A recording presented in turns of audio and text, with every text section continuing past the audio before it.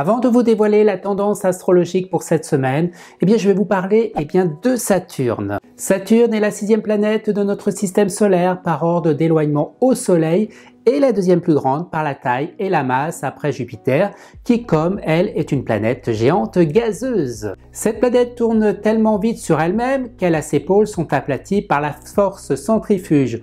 On reconnaît Saturne à ses 2 fameux anneaux composés de glace. À sa surface gazeuse, on trouve beaucoup d'orages, de tempêtes et d'éclairs. Saturne a donné son nom au samedi. Sous l'influence de Saturne, ce jour de la semaine est idéal pour prendre l'air et se changer les idées. On remarquera que bien souvent le temps est clément le samedi. Le soleil invite à la promenade. Le samedi est aussi une journée propice à la méditation.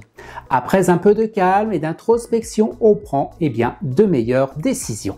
Cette planète nous apprend à prendre le temps, à tirer des enseignements du passé, à faire des bilans et nous remettre en question. Saturne, c'est la prise de conscience sur la durée.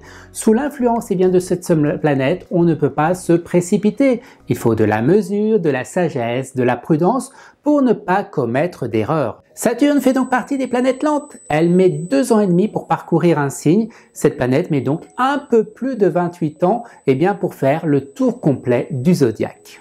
Saturne est bien installée dans le signe du Verseau, même si en ce moment elle est encore dans une phase rétrograde. Voyons maintenant ce qui se passe du côté de nos planètes rapides. À vrai dire, il n'y a pas grand chose qui change depuis la semaine dernière. On prend les mêmes et on recommence. Mercure est toujours dans le signe de la Balance et toujours en mode rétrograde. Cette période peut être un peu plus difficile, alors essayez d'éviter les conflits, la communication agressive et favoriser la gentillesse. Les signes qui seront les plus touchés sont signes d'air avant tout, qui sont les Balances, les Gémeaux et les Verseaux, mais aussi les Sagittaires et les Lions. Le Soleil et Mars poursuivent leur trajectoire dans le signe de la Balance. Lorsque le Soleil est en Balance, l'accent est avant tout mis sur nos rapports avec les autres. Vous cherchez à apporter le bien autour de vous. Quant à Mars, il apporte plus de pondération dans les rapports avec les autres. Alors, à qui va profiter Soleil et Mars cette semaine? Nos Sagittaires, Balance, Gémeaux et Verseaux, mais aussi aux 2 signes en aspect favorable, les Sagittaires et les Lions. Passons maintenant à Vénus. Depuis quelques jours, Vénus, la planète de l'amour, a fait son entrée dans le signe du Sagittaire.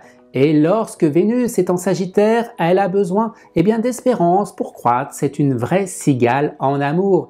Elle est sans limite. Alors, à qui va profiter Vénus cette semaine?